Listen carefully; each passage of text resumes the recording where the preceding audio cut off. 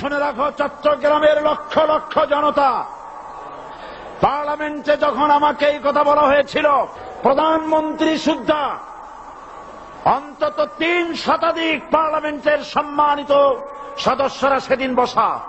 1997 সনের বাজেট বক্তৃতা যখন আমি করতেছিলাম, ডক্টর কুদরতে খোদা, নাম রাখছে কুদরতে খোদা, আসলে গজবে খোদা। এই লোকটি নাস্তিক, ইসলামের চূড়ান্ত দুশমন। তার প্রণীত শিক্ষা ব্যবস্থার যখন সমালোচনা করছিলাম, ট্রেজারি বেঞ্চ থেকে আমাকে বলা হলো রাজাকার।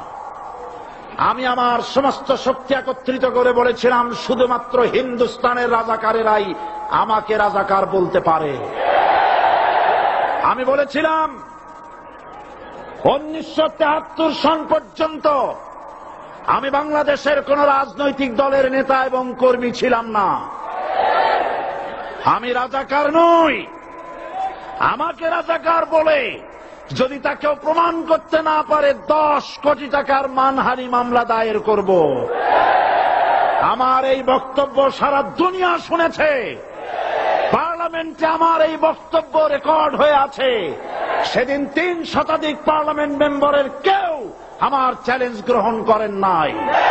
যে কোনো ব্যক্তি পার্লামেন্টে গিয়ে আমার বক্তৃতা দেখে আসতে পারেন।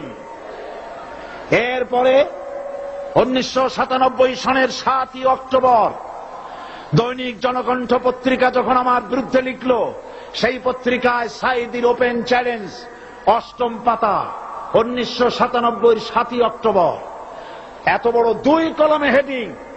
সেখানে আমি বলেছি, বাংলাদেশের সকল সাংবাদিক, গোয়েন্দা বিভাগ, বাংলাদেশের সকল বুদ্ধিজীবীকে আমি আমার পিরোজপুরে আমন্ত্রণ করছি।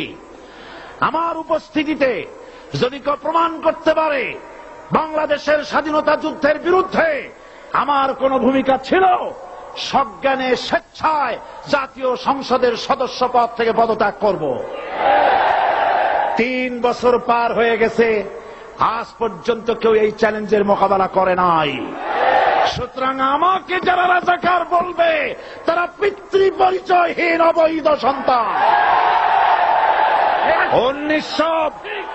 1971 সনের, শোনো মুসলমানেরা, 1971 সনের কোন কাদা সাইদির গায়ে লাগে নাই।